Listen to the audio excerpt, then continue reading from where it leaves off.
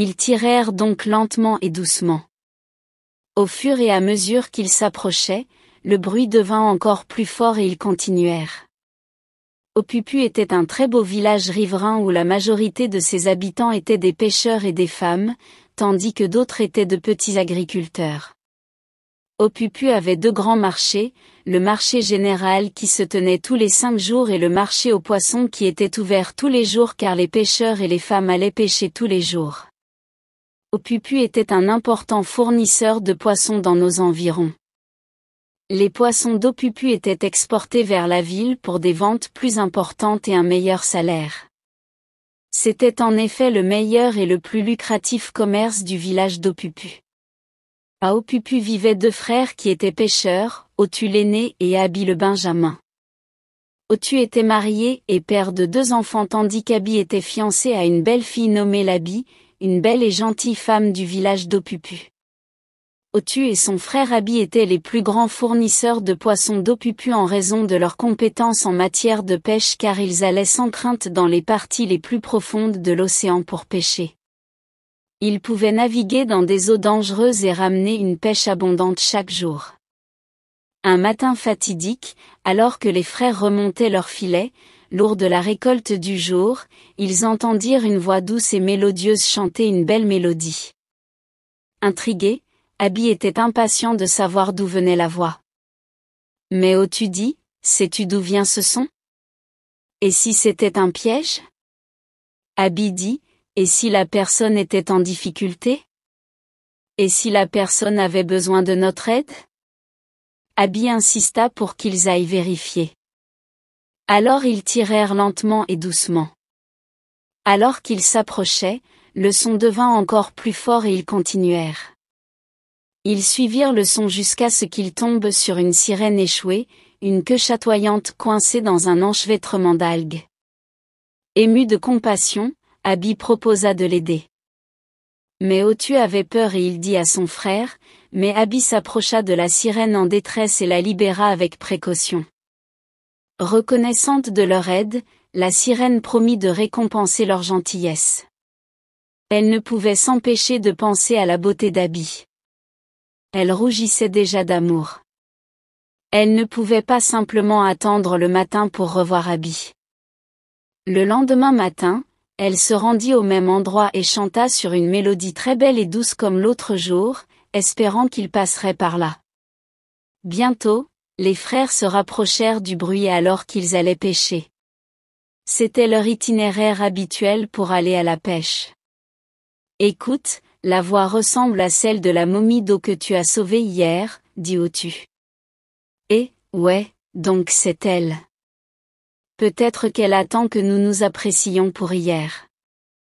Alors ils sont allés la voir.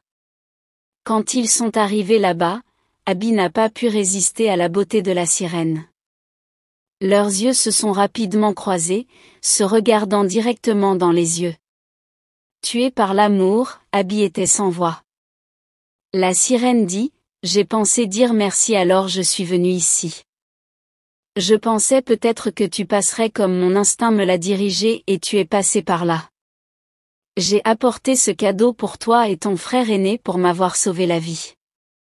Tu n'étais pas obligé de faire ça, dit Otu. C'est le moins que je puisse faire pour me sauver la vie. Elle tendit le cadeau à Otu, l'aîné. Abi était absorbé par sa beauté et sans voix, la regardant fixement. Désolé, j'ai oublié de me présenter. Je m'appelle Amani. Les frères se sont également présentés. Abi a murmuré à l'oreille d'Amani, retrouve-moi ici demain à 16h. Elle a souri et a hoché la tête en signe d'accord. Les frères sont donc partis et ont continué leur voyage. Ils ont fait une très belle pêche ce jour-là et ont fait beaucoup de ventes après avoir vendu les poissons au marché. Abi ne pouvait s'empêcher de penser à Amani. Elle a également pensé à lui toute la nuit. Et alors que l'heure de leur rendez-vous approchait, Amani s'est habillée avec impatience pour rencontrer Abi.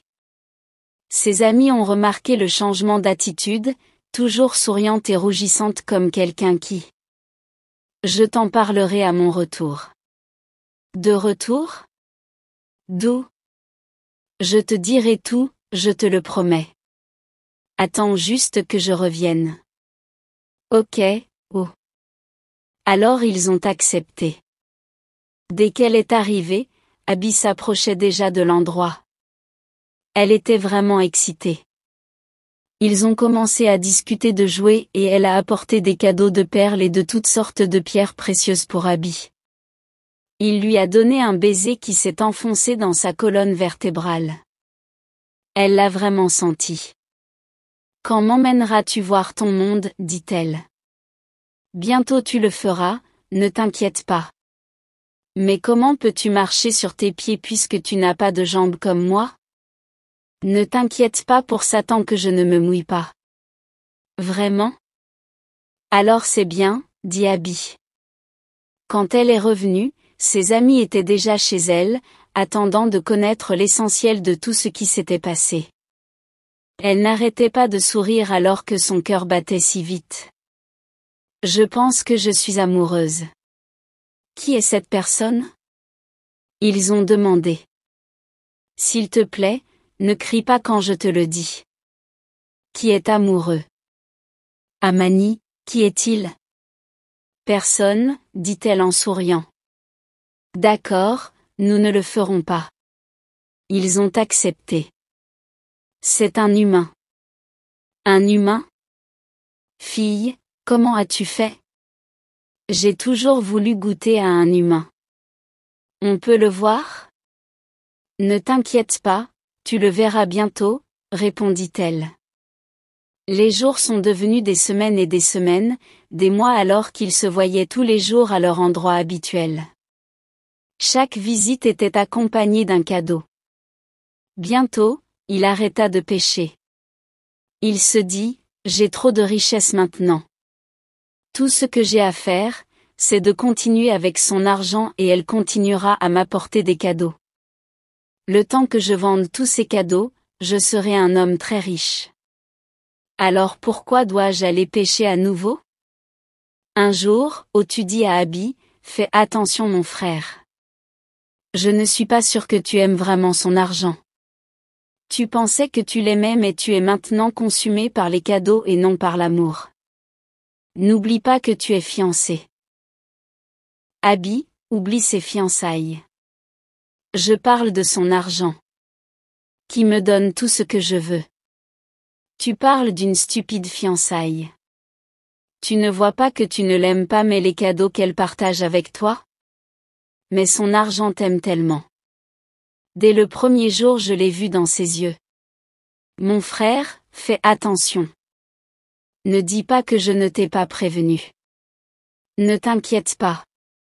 Tout est sous contrôle, mon frère. Si tu le dis, répondit Otu. Un jour, Amani se rendit à leur endroit habituel et cette fois-ci elle y alla avec ses amis. Quand ils virent Abby, ils étaient tous sans voix, perdus dans leurs pensées. Ils continuèrent à le fixer avec étonnement. Ils n'avaient jamais vu un humain aussi charmant qu'Abby. Carrie, l'une des amies d'Amani, dit dans son cœur, cette Amani est une méchante fille. Regarde ce qu'elle apprécie seule. Alors elle a comploté un moyen d'avoir Abby pour elle-même. Un jour, Amani tomba malade et ne put pas voir Abby. Alors elle envoya Carrie se rendre à leur endroit et transmettre le message à Abby. C'était l'occasion pour Carrie d'arracher Abby à Amani. Elle est partie avec de nombreux cadeaux, plus que ceux qu'Amani n'avait jamais apportés. Abby était consumée par l'avidité de plus de cadeaux. Comme Carrie lui a dit qu'elle l'aimait, il a dit, je t'aime aussi parce que tu voulais les cadeaux. Bientôt, il avait un autre endroit pour Carrie et un autre moment pour elle, donc cela n'affecte pas son temps avec Amani. Peu de temps après, il a eu une liaison avec tous les amis d'Amani et petit à petit, toutes les plus belles sirènes de l'océan sont tombées amoureuses de lui. Il les a toutes embrassées, recevant des cadeaux de leur part chaque jour.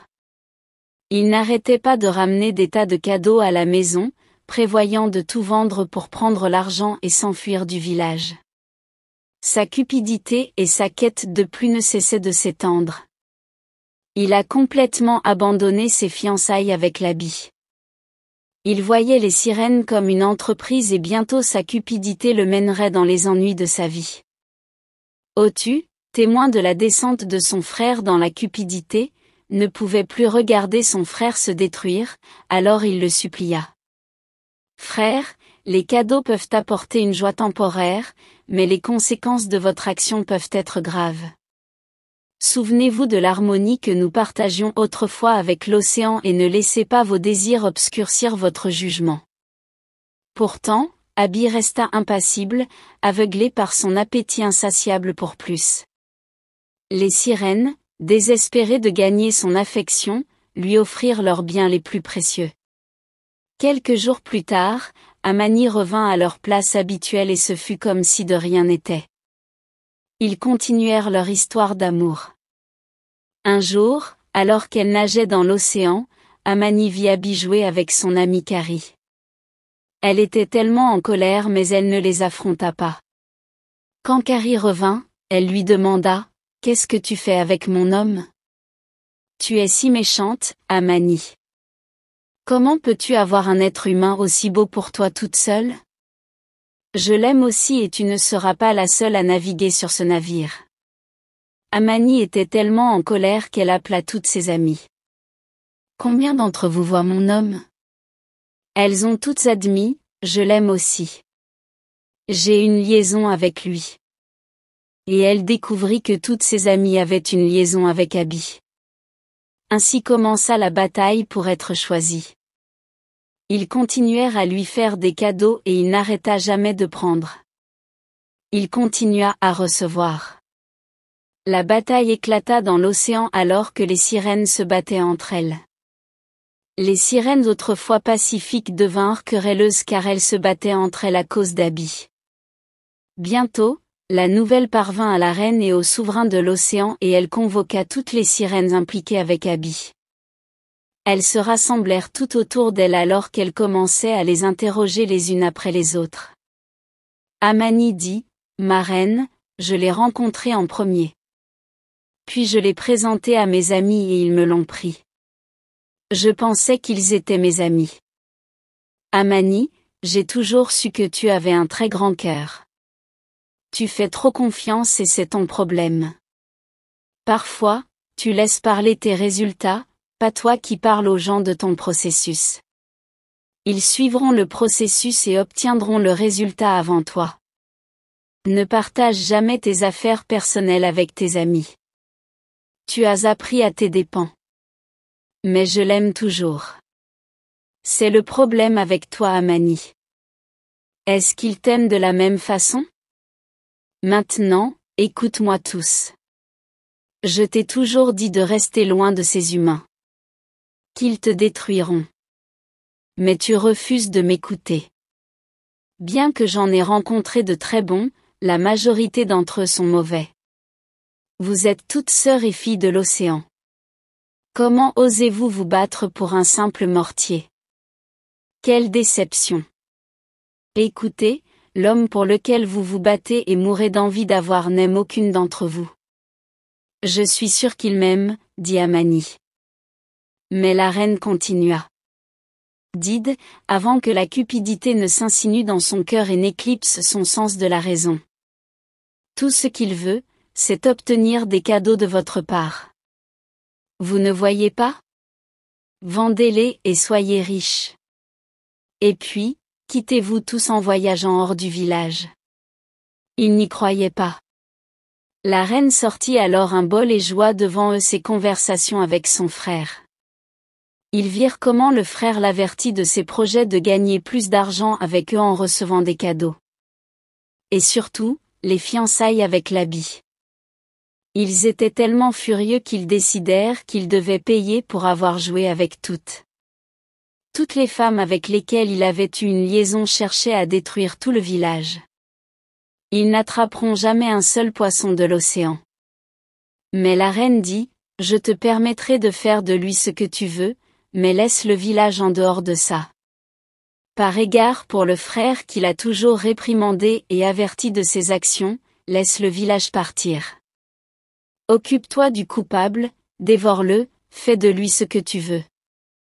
Ils décidèrent donc de le noyer dans l'océan et de le laisser se faire dévorer par les bêtes marines.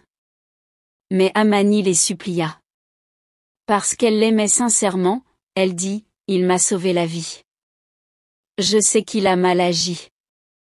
C'est un homme bon. C'est juste qu'il a laissé la cupidité le consumeur. Je serais morte maintenant s'il n'avait pas risqué sa propre vie pour me sauver.